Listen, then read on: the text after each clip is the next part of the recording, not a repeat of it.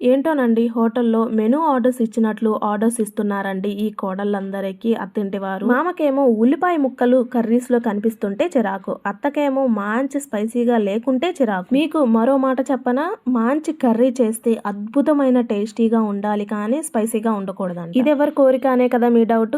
నా హస్బెండ్‌కండి. అలా ఎలా సాధ్యం మీరే చెప్పండి. మీరు కూడా ఇలాంటి ఫేస్ చేస్తున్నారా? ఏమిరా బాలరాజు నాకు ఈ కర్మ అని అనుకోకుండా మనకు మన పిల్లలు ఒక్కొక్కరు ఒక్కోటి ఆర్డర్స్ ఇస్తుంటే మనం చేయడం లేదా? అత్త మామ భర్త కూడా మన పిల్లలేనండి. వాళ్ళు చెప్పిన ఆర్డర్స్ అన్నిటినీ సదా మీ సేవలు అని డైలాగ్ వేసి వాళ్ళ కోసం మంచి టేస్టీగా చేపల ఇగురిని చేసేద్దాం వచ్చేయండి. మీరు ఎటువంటి చేప అయినా తీసుకోండి, ఇలా ఒక్కసారి గ్రేవీ పెట్టినట్టయితే టేస్ట్ అద్భుతంగా ఉంటుందండి. సో ఈ చేపల ఇగురు కోసం అసలు నేనేం చేప తీసుకున్నానో చెప్పలేదు కదా, దీనిని గొరక చేప అంటారండి. చిన్న సైజు గొరకని 2 చేపలు తీసుకొని ఇలా చిన్న చిన్న ముక్కలుగా కట్ చేపించుకున్నాను. ఉప్పుతో పసుపుతో లెమన్‌తో శుభ్రంగా వాష్ చేసుకున్న తర్వాత ఒక ఎంప్టీ బౌల్‌లో ఈ చేప ముక్కల్ని యాడ్ చేసి దీనిలో స్పైసెస్ యాడ్ చేయండి.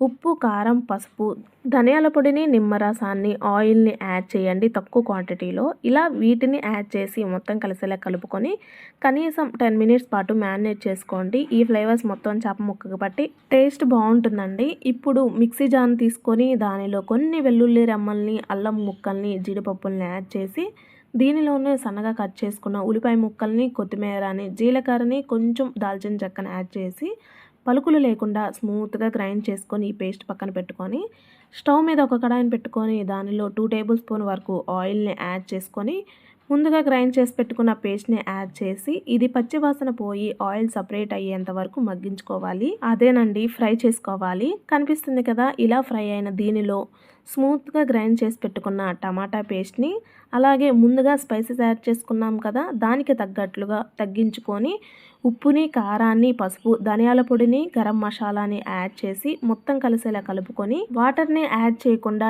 ఈ గ్రేవీని కనీసం 15-20 మినిట్స్ లో ఫ్లేమ్లోనే కుక్ చేసుకున్నట్లయితే టేస్ట్ చాలా బాగుంటుందండి. మాడిపోకుండా దగ్గరే ఉండి చాలా ఎక్కువసేపు ఫ్రై చేసుకోండి. ఈ గ్రేవీ ఎంత ఎక్కువసేపు ఫ్రై అయితే చేపల ఇగురు టేస్ట్ అంత బాగుంటుందండి. సో ఇది ఫ్రై చేసుకున్న తర్వాత దీనిలో చిక్కటి చింతపండు గుజ్జుని అయితే యాడ్ చేసుకోండి. చేపల ఇగురులో ఎప్పుడైనా సరే పులుపు ఎక్కువ పడుతుంది కదా, సో మీ పులుపు టేస్ట్కి తగ్గట్లుగా యాడ్ చేసుకొని మొత్తం కలిసేలా కలుపుకొని దీనిలో వాటర్ అయితే యాడ్ చేయాలండి. ఇక్కడ మీరు పులుసుగా చేయాలి అని అనుకుంటే ఎక్కువ వాటర్ యాడ్ చేసుకోండి, ఇగురుగా చేయాలి అని అనుకుంటే తక్కువ వాటర్ యాడ్ చేయండి. అలాగే చేప ముక్క ఉడకటానికి పెద్దగా ఎక్కువ టైం ఏం పట్టదు కాబట్టి ఇగురు చేస్తున్నాం కాబట్టి తక్కువ వాటర్నే యూస్ చేయాలి. సో ఈ స్టేజ్లోనే ఉప్పు కానీ, పసుపు కానీ, కారం కానీ ఇలాంటివి ఏమైనా సరిపోనట్లయితే యాడ్ చేసుకోండి. సో మొత్తం కలిసేలా కలుపుకొని స్పైసెస్ అన్నీ కరెక్ట్గా సరిపోయినాయి అనిపిస్తే అప్పుడు ముందుగా మ్యారినేట్ చేసి పెట్టుకున్న చేప ముక్కల్ని యాడ్ చేసుకోండి. వన్స్ చేప ముక్కల్ని యాడ్ చేసిన తర్వాత గరిటె పెట్టి తిప్పకుండా లేత కరివేపాకు రెమ్మల్ని కూడా యాడ్ చేసి మూత పెట్టి మంచి గ్రేవీ కన్సిస్టెన్సీ వచ్చేంత వరకు ఉడికించుకోండి. మధ్యలో ఒకసారి చూపిస్తున్నాను చూడండి, చేప ముక్క ఉడికింది, గ్రేవీ కన్సిస్టెన్సీ కూడా పర్ఫెక్ట్గా ఉందండి. ఈ కన్సిస్టెన్సీ సరిపోతుంది అనిపిస్తే ఇంకా స్టవ్ ఆఫ్ చేసుకోండి, లేదంటే ఇంకాస్త దగ్గర పడేంత వరకు ఉడికించుకోండి కర్రీని. సో నేనైతే ఇంకాస్త దగ్గర పడాలి అని చెప్పేసి మరోసారి కుక్ చేస్తున్నాను, అదే లో ఫ్లేమ్లోనే. చూడండి లాస్ట్గా చూపిస్తున్నాను. సో చాలా అద్భుతంగా ఉండే చేపల ఇగురు అయితే రెడీ అయిపోయిందండి. ఏ చేప అయినా తీసుకోండి, ప్రాసెస్ ఇలానే చేయండి, చాలా బాగుంటుంది.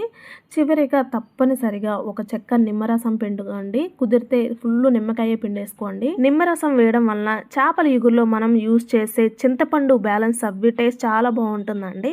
సో చివరిగా కొత్తిమీరని కూడా యాడ్ చేసి మొత్తం కలిసేలా కలుపుకొని సర్వ్ చేసుకోవడమే. చూసారు కదా చేపల ఇగురు ఎలా ఉంది, చూస్తుంటేనే తినాలనిపిస్తుంది కదా. సో ఈ చేపల ఇగురు వీడియో మీకు నచ్చిందా? అయితే వెంటనే వెళ్ళిపోతారా వీడియో క్లోజ్ చేసేసి? వీడియో నచ్చింది కదా, అయితే తప్పకుండా లైక్ చేయండి, ప్రతి ఒక్కరికి షేర్ చేయండి, సబ్స్క్రైబ్ చేసుకోండి. Thanks for watching.